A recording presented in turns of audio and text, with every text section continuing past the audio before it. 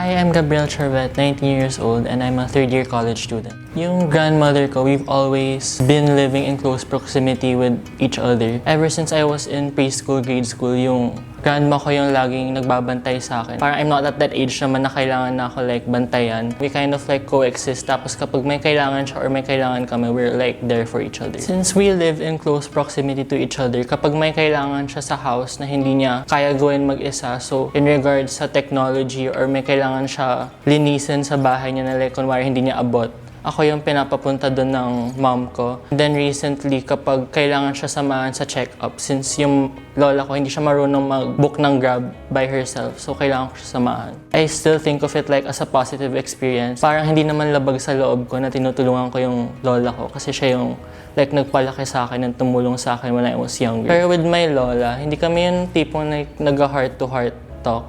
Pero since we've been together for a long time, parang naiintindihan namin isa't isa kung ano kailangan namin. Pag tinutulungan ko siya, doon ko rin nararamdaman na kapag may gusto siya ikwento, so pinapakinggan ko lang din siya. Tapos kapag may kausap yung lola ko sa phone, parang sinasabi niya buti nga yung apo ko naalala pa ako ngayon.